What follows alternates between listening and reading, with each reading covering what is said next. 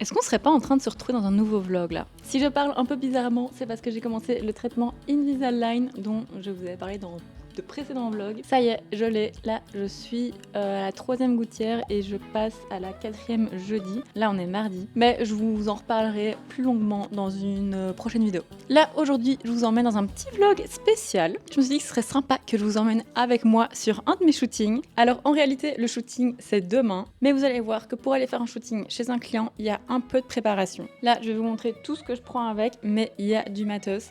J'ai toute la vaisselle à emballer, les flashs à démonter. Voilà, je pack tout en avance la veille. Je vais charger la voiture et après demain, on démarrera à mon avis vers très tôt, vers 7h30. Ouais, pour moi c'est très tôt. Alors pour vous expliquer un peu le contexte du shooting, c'est donc un shooting photo culinaire où on va faire principalement du packshot. Donc packshot, c'est le produit du client sur un fond. Ça ressemble à ça. Et on fera aussi quelques photos d'ambiance sur une table avec leurs produits, enfin bref, vous verrez tout ça demain. Et ce qui est chouette, et c'est aussi pour ça que je me dis que je pourrais potentiellement peut-être un peu vlogger demain, c'est que c'est un client chez qui j'ai déjà été la semaine passée. Et c'est un traiteur bruxellois qui fait zéro déchet, tout végé.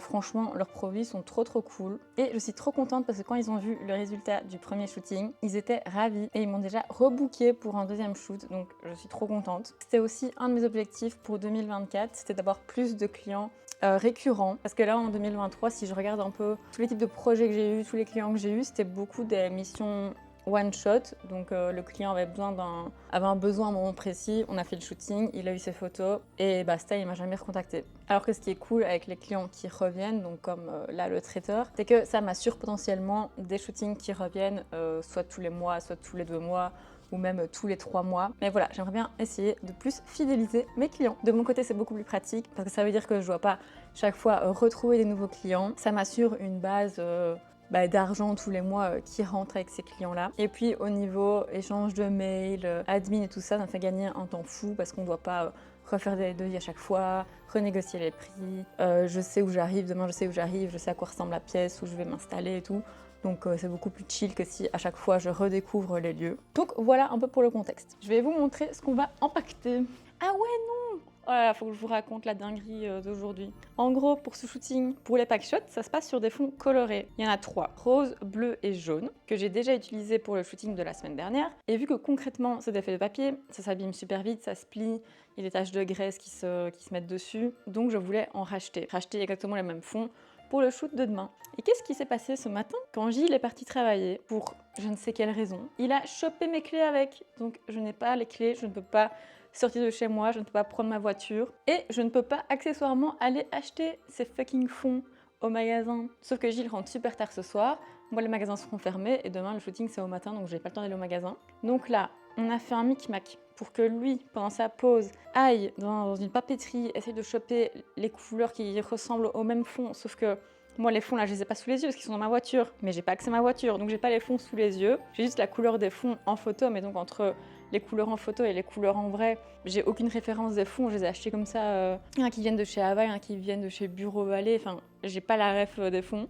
Donc là, on a fait plus ou moins, on s'est appelé, là, on a fait plus ou moins, on a pris des fonds, enfin, il a pris des fonds qui ressemblaient à ceux que j'avais. Donc, il n'y a plus qu'à croiser les doigts, sinon je suis un peu dans la merde. Il fallait vraiment que ça tombe aujourd'hui, qu'il chope mes clés, sans raison, et que ça tombe pile poil la veille dans le shooting. Enfin, bref, c'est toujours comme ça. Alors, ici, j'ai déjà rassemblé mon trépied. Là, c'est une partie de la vaisselle que j'avais chopée pour la semaine passée que j'ai eu la flemme de ranger. Ça tombe bien vu que je dois les réutiliser. Ici, dedans, on a les câbles des flashs et les flashs.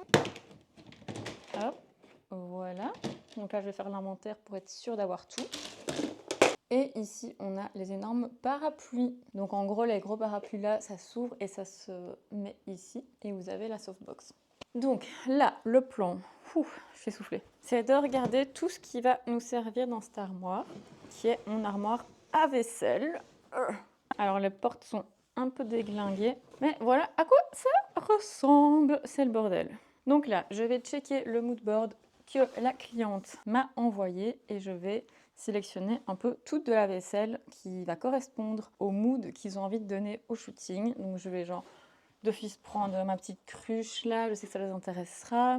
Ici, ce truc-là, je sais que ça peut servir. Donc voilà, là je vais un peu checker tout ce que j'ai et emballer. Alors non, je ne suis pas en train de sortir les poubelles, mais en gros, ici dedans, j'ai tous mes fonds en vinyle. Et vu qu'en plus des Packshot, ils veulent aussi créer un peu des photos d'ambiance, je pense que je vais en prendre quelques-uns, donc pour vous montrer un peu à quoi ça ressemble.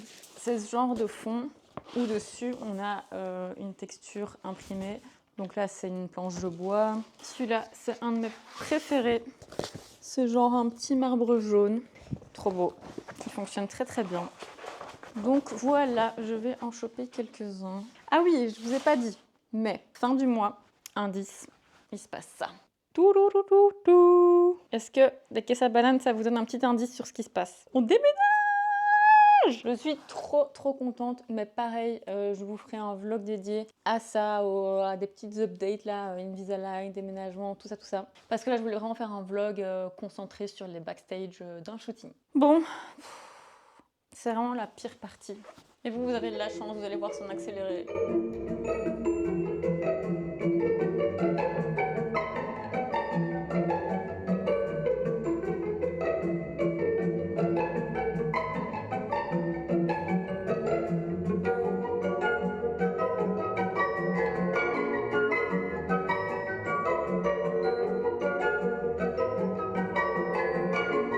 Je sais pas quoi choisir, c'est ça le truc le plus compliqué.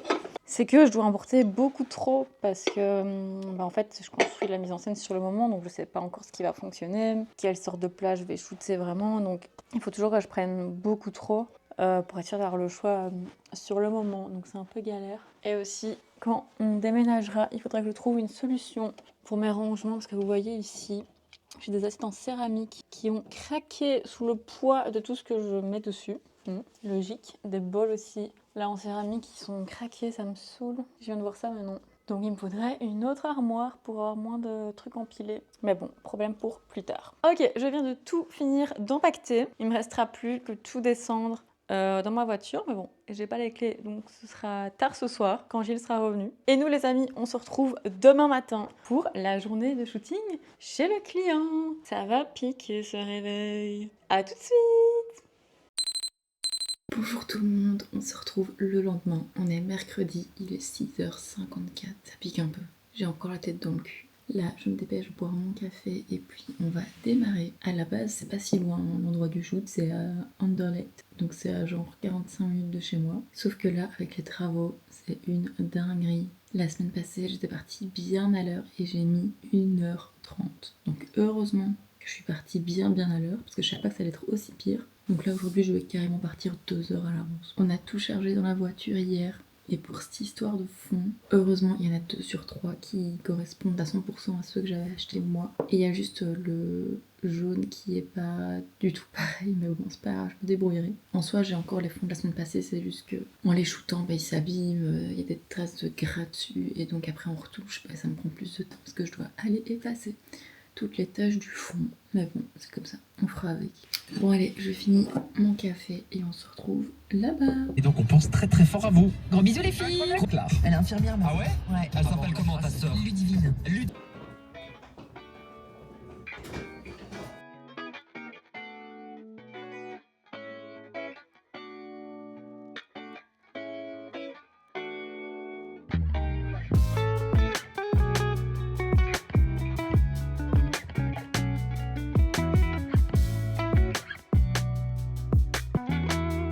Hello! J'ai commencé à shooter, je vous montre ça. Voilà à quoi ressemble ma pièce de shooting. J'ai déjà foutu le bordel partout.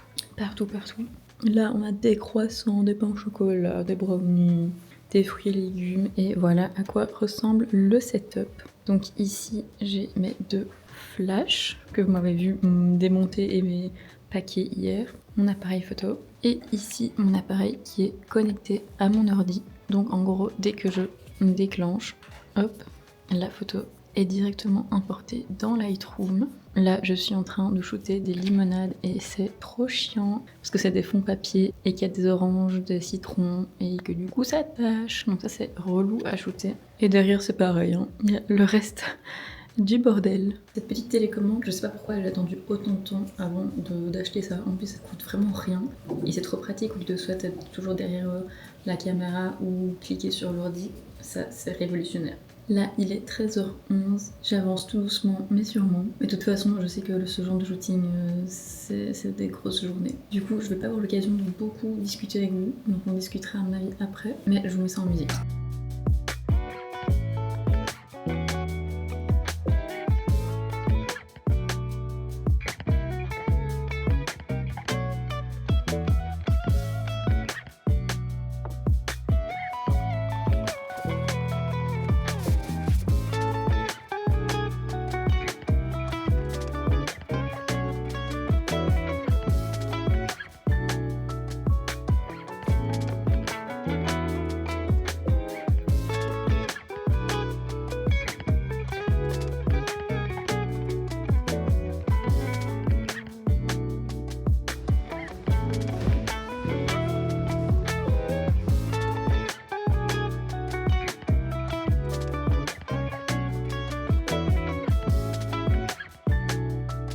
On se retrouve bien plus tard, il est 20h10.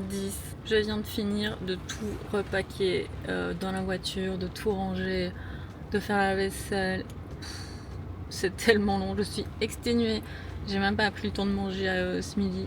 En soi, je voulais juste vous faire un petit coucou, mais je vous reprends pas demain parce que demain j'ai un autre shooting, donc je vais pas retoucher les photos demain, mais je vous reprends quand je retoucherai les photos, donc je pense samedi. Là je vais rentrer, j'en ai pour 48 minutes de route et ensuite je vais défoncer tout ce que j'ai ramené avec moi. J'ai des petits rouleaux de printemps, des mousses au chocolat, on va se régaler. Mais en tout cas, le shoot s'est très bien passé. J'ai pas filmé énormément parce que déjà c'est gênant parce que c'est un open space donc tout le monde verrait que je suis en train de filmer ou de parler à une caméra. Mais j'ai essayé quand même de vous filmer quelques petits backstage. On se retrouve pour la retouche, j'arrête de parler, j'ai la dalle, je suis fatiguée. Bye, à toutes. Heureusement, pour faire passer la route, il n'y a rien de mieux qu'un petit épisode. Ça commence aujourd'hui, ma vie, oui, je suis obsédée. Hello! Bon, finalement on se retrouve le lendemain, donc jeudi. Ce vlog va être méga décousu, mais en fait je me suis dit pourquoi pas vous prendre aussi aujourd'hui. Oh non, mais les gens qui sont à côté dans les voitures, c'est trop gênant. Stop. On va faire genre qu'on est au téléphone avec quelqu'un. Ok. Je disais, je sais plus ce que je disais. Ah oui, bah que même si c'est pas la suite du shooting d'hier, je me dis que ça peut être quand même sympa de vous prendre avec moi aujourd'hui. Au programme, là, je vais voir un coworking pour un shooting qui aura lieu début mars. Un type de shooting que je fais pas souvent, voire jamais. C'est pour un prof de langue qui aimerait des photos un peu portraits, un peu mises en scène, où il donne cours à un élève et donc on va louer ce coworking pour 2 heures pour faire le shooting là-bas. Et la personne qui tient un coworking voulait que je passe voir le lieu.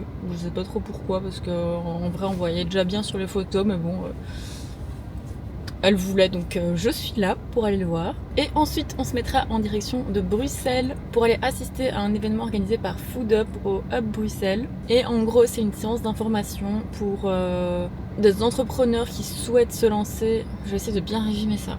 Des entrepreneurs qui souhaitent se lancer dans le milieu de l'alimentation. Et en gros, c'est une séance d'information pour ceux qui voudraient intégrer l'incubateur et j'imagine recevoir des subsides ou genre par exemple si c'est quelqu'un qui veut se lancer dans faire des cookies, vendre des cookies, trouver une cuisine partagée pour pouvoir développer les recettes, enfin voilà, ce genre de choses. Bref, je suis pas du tout la première concernée par ça, c'est juste que c'est souvent intéressant ce genre d'événement même si je cherche pas à intégrer un incubateur, hein. Mais c'est toujours une occasion de rencontrer du monde, de networker. Potentiellement ces personnes seront à la recherche d'une photographe culinaire et c'est là que j'interviens. Et aussi je voudrais passer chez Dil et Camille, donc je suis à Bruxelles pour voir s'ils ont des chouettes, des petites nouveautés. Voilà, bon je me grouille d'aller voir le coworking là et puis on se remet en route. À toutes. Je suis à l'étape de shooter mes panneaux et comme chaque jeudi depuis des semaines, il pleut. Voilà, on a une petite éclaircie et ça ne va sûrement pas durer. Donc j'en profite, là je suis en train de shooter Ikea, comme vous pouvez le voir. Si jamais vous tombez sur ce vlog et que vous vous demandez pourquoi je shoot des panneaux, mais en fait toutes les semaines je fais des shootings comme ça où je photographie plusieurs publicités en boule pour l'annonceur Clear Channel, donc celui qui affiche les publicités. Et eux utilisent ces photos pour montrer à leurs clients que des gens sont passés devant leur pub et que des gens ont vu la pub. Donc l'idée c'est que je prenne une photo du panneau, mais aussi plusieurs photos où il y a des gens qui passent devant, et après sur Photoshop, je combine la photo pour qu'il y ait vraiment des gens partout. Donc après à la retouche, ça fait comme s'il y avait genre 15 personnes qui passaient devant le panneau en même temps, alors que dans la réalité, c'est une personne qui clique et après j'ai fait une photo où j'ai tout combiné.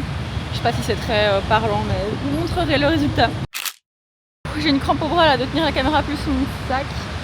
Donc là Ikea c'est fait, je vais bouger pour faire un autre. Bon, je fais une petite pause dans mes panneaux pour aller rapidement chez Casa pour acheter un verre que j'avais et que j'ai utilisé pour un shooting client. Et j'ai perdu le verre. Il a disparu, je sais pas où il est. J'ai tout fouillé, il est introuvable, j'en avais qu'un. Sauf que pour rester cohérente au cours des shootings, il faudrait il faut qu'il y ait le même verre. Donc je vais aller acheter un verre. Et je pense que ce matin, je vous ai dit que je voulais aller chez Deal et Camille. C'était pas Deal et Camille que je voulais dire, c'était Söstrengren. Mais en fait, c'est à Bruxelles Nord et c'est à une demi-heure d'ici là, enfin 25 minutes dans tous les embouts et tout. Oula, ça se bagarre. Bienvenue à Bruxelles. Tout ça pour dire que j'ai la flemme de me taper ces trucs là pour juste faire un tour chez Söstrengren, même si j'adore ce magasin. Et en plus là il est déjà 15h30, j'ai pas fini les panneaux et vers 17h30, 18h je pense, on va aller boire un verre avec Perrine et Jeanne, avec qui j'étais au Vietnam. Donc voilà, je vais skipper cette étape. Et sinon très très cool la séance d'info food up de ce midi. Il y avait des petites gaufres à manger au fromage, ma vie. Très intéressant, par contre clairement j'étais vraiment l'intrus parce que je pensais que ça allait être un grand truc dans un auditoire ou quoi et que je passerais inaperçu, mais pas du tout, c'était un petit groupe de 10 personnes donc on a dû se présenter et tout ça, mais bon c'était sympa. Et voilà le verre en question. Alors d'habitude je râle parce que Casa ils changent jamais leur collection, il y a tout le temps la même chose. Ce truc je l'ai acheté il y a genre 4 ans et ils le font encore, donc pour une fois c'est un point positif. Mais sinon franchement leur collection elle change jamais, il n'y a jamais de nouveautés. Mais bon, là je me plains pas, trop bien. De la suite, t'as quel âge? J'ai à 20 ans.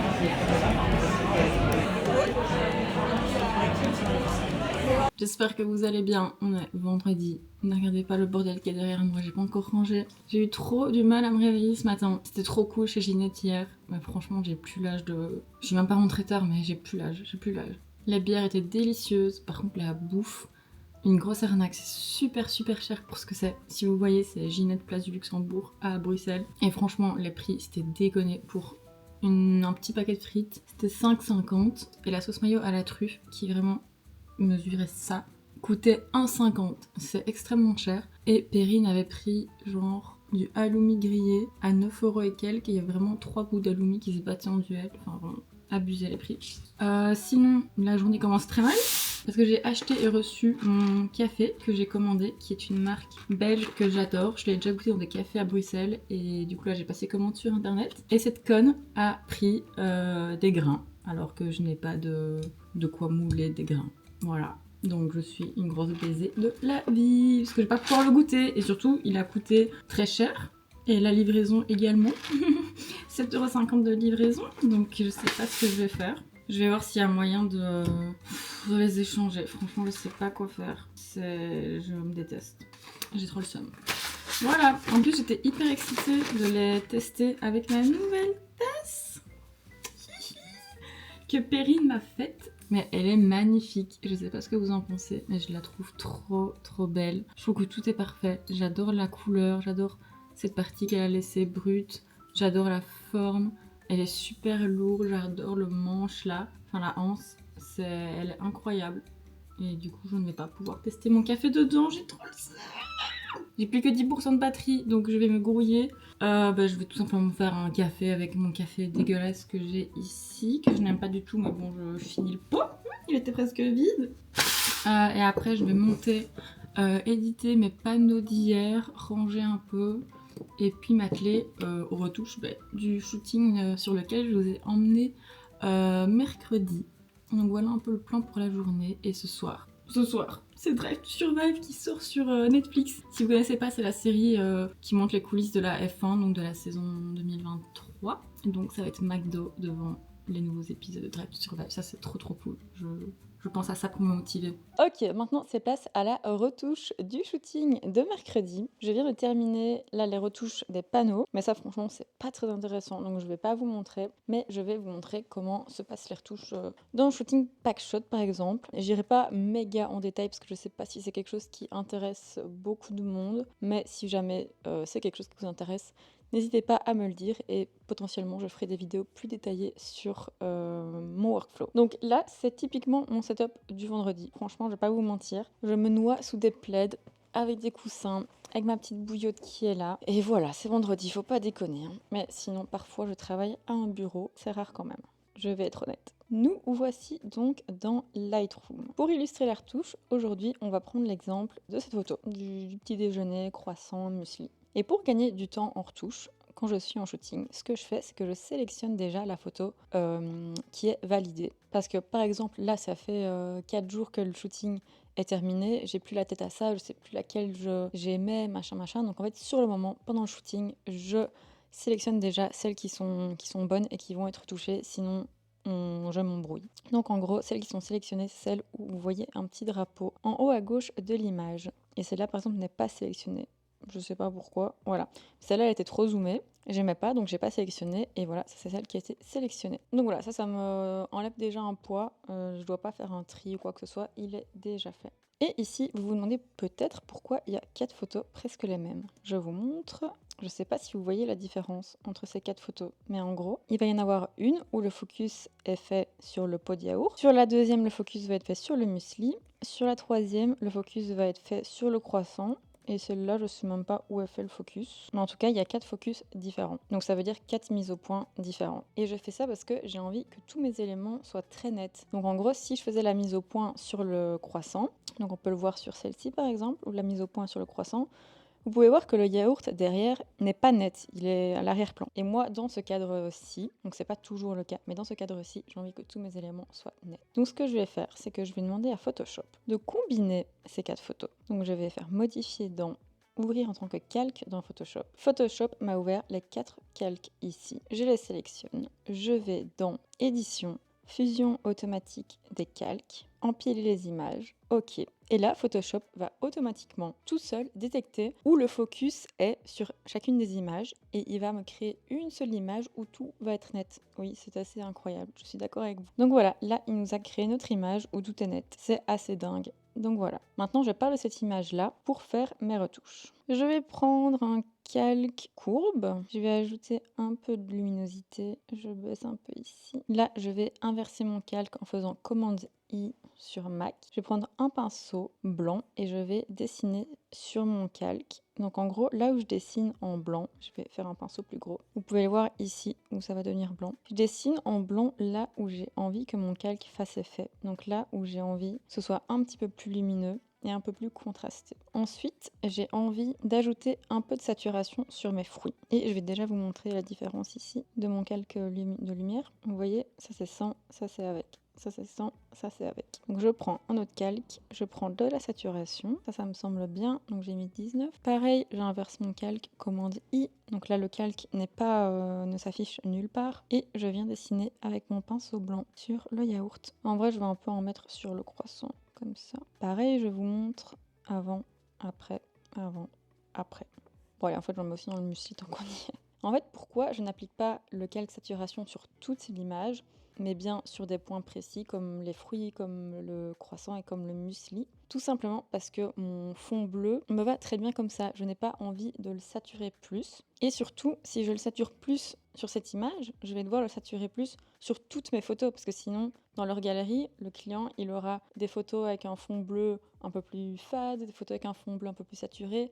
Donc moi, j'ai pas envie de ça. J'ai envie que mon fond bleu, il soit évidemment partout pareil. Donc je touche pas à mon fond. Par contre, ce que je vais venir retoucher sur mon fond, c'est ici, par exemple. Vous voyez les traces de gras là dont je vous parlais, qui sont super chiantes. Je vais venir évidemment les effacer. Pour ça, comment je fais? Tout simplement, je m'ajoute un calque. Je prends mon correcteur localisé. Je zoome pour voir un peu mieux ce que je fais. Et je vais simplement, hop, hop, ça c'est de la magie, effacer les traces de gras. Je regarde s'il n'y en a pas ailleurs. Ici, on a un truc. Là, ça va, il n'y a pas des miettes que j'ai envie d'enlever, non. Là, par exemple, sur le yaourt, ça me gêne un peu qu'il y ait des trous là, comme ça. C'est pas hyper grave, mais tant qu'on y est. Donc, je vais, hop, simplement les remplir, on va dire. Toujours avec l'outil localisé. Ok, nous voilà. Et pourquoi est-ce que j'ai créé un nouveau calque pour faire ces corrections-là? Et bien c'est simplement pour si jamais je fais une bêtise, j'ai mal fait mes corrections ou il y a un truc qui se voit, bref, je veux faire marche arrière, je peux simplement enlever le calque et mes corrections disparaîtront.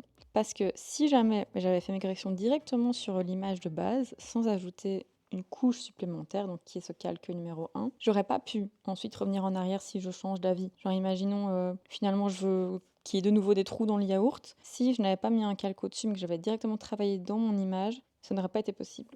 Donc voilà pourquoi je travaille toujours par calque. Mais bon, ça, si jamais vous intéressez à Photoshop, j'imagine que vous connaissez déjà. Et si jamais c'est un sujet qui vous intéresse, je vous conseille à 100% de suivre les tutos YouTube de Flurn. Je vous mettrai en barre d'infos. Il y a une multitude de tutos gratuits sur ce compte. C'est en anglais par contre, mais même sur YouTube en général, il y a plein de tutos, même en français. Mais cette chaîne particulièrement est vraiment une mine d'or. Ils expliquent super bien, ils vont droit au but. Et si Photoshop est un sujet qui vous intéresse, franchement, foncez, regardez ces vidéos. Parce qu'il vous expliquera tout mieux que moi, avec des bien meilleurs mots et bien plus en détail, évidemment. Donc voilà, je sais pas si je voulais faire autre chose. Je ne pense pas. Je vais du coup finir en ajoutant justement un truc que j'avais téléchargé du site de Flurn quand j'avais pris son abonnement payant. Donc en gros c'est une action qui ajoute de la netteté aux images. Donc vous cliquez là et puis vous cliquez sur play et ça ajoute de la netteté. Alors c'est subtil parce que c'est aussi ce que j'ai envie que ce soit subtil. Je vous montre l'avant-après, mais c'est vraiment subtil donc je pense pas que vous le verrez sur la vidéo, mais je peux l'exagérer un peu pour vous montrer. Donc je passe d'un rayon de 0,8 à 2 par exemple. Je pense que là vous commencez à voir. Ça devient de plus en plus crisp comme ça. Donc nous on va rester léger. Et j'aime bien cette action parce que je trouve que ça rend un peu un côté publicité comme ça. Enfin je sais pas trop comment expliquer mais j'aime bien. Donc voilà, je vais faire un dossier de tout ce que j'ai fait comme correction et je vais vous montrer l'avant-après. Donc là c'est vraiment des corrections assez, je dirais, basiques et naturel parce que c'est ce que je recherche pour ce type de shooting. C'est pour un catalogue, c'est du pack chose, donc on va pas commencer à chipoter vraiment aux couleurs des ingrédients. Genre par exemple, je sais que pour mes photos à moi, dans mes recettes, j'aime bien que les verts tirent vers un vert un peu désaturé, un peu foncé. Je sais pas comment dire, mais genre mes feuilles de basilic, elles vont être assez foncées, pas vert pomme quoi. Et typiquement, c'est pas le genre de retouche couleur que je ferais à des pack shots parce qu'on a envie que ce soit des couleurs très naturelles. Allez, je vous montre avant-après, avant-après, avant-après. Voilà, donc en gros, je vais appliquer ces retouches sur toute ma galerie. Voilà.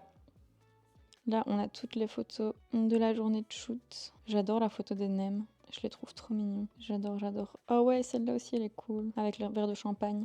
Ah oui, voilà, ça c'est un bon exemple justement de l'utilité du focus stacking. Donc focus stacking, c'est ce que j'ai fait juste avant en combinant plusieurs mises au point. Donc là, par exemple, sur cette mise en scène, je peux pas avoir et mon verre qui est net et mes cuillères qui sont nettes parce qu'elles sont pas du tout au même plan. Donc c'est impossible d'avoir tout net. Donc j'ai fait un focus sur le verre et un focus sur les cuillères. Et pareil, ça en 2 coups de Photoshop, il me les combine et j'ai une photo où mon verre et mes cuillères sont nettes. Moi, je vais donc continuer mes retouches bien au chaud sous mon plaid. Et j'espère que ce vlog vous aura plu. Dites-moi si vous avez apprécié ce petit backstage avec moi en shooting. Si ça vous a plu, je pourrais évidemment en refaire. Puis il y a pas mal de fois où je shoot chez moi, enfin c'est pas tout le temps chez le client. C'est même assez rare. Parce que comme vous avez pu le voir, ça demande quand même beaucoup de temps pour tout déballer, tout réinstaller le studio. Il faut penser à ne rien oublier. Puis là, par exemple, la cuisine, l'accès à la cuisine à un point d'eau est pas du tout au même endroit que là où je shoot. Donc, genre, dès qu'il faut une lavette pour essuyer un truc ou quoi, c'est des allers-retours, ça fait perdre beaucoup de temps. Donc, c'est juste moins efficace au bout de la journée. Donc, quand c'est possible, je fais chez moi parce que tout le monde y est gagnant. Le client parce que je travaille plus vite et pour moi parce que je travaille plus vite.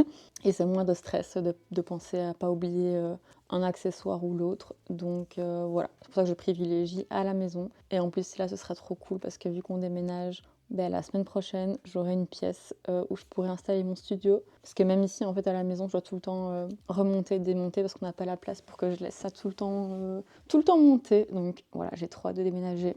De toute façon, je vais vous vloguer tout ça. Donc on se retrouve dans pas très longtemps. Et je vais aussi m'atteler au montage du deuxième vlog que je veux vous sortir sur le Vietnam. Mais c'est un vlog qui prend pas mal de temps à monter. Donc voilà, c'est pour ça qu'il n'est pas encore sorti, mais il arrive. Bref, je vous laisse, je vais travailler et je vous dis à très bientôt dans un prochain vlog. Bisous!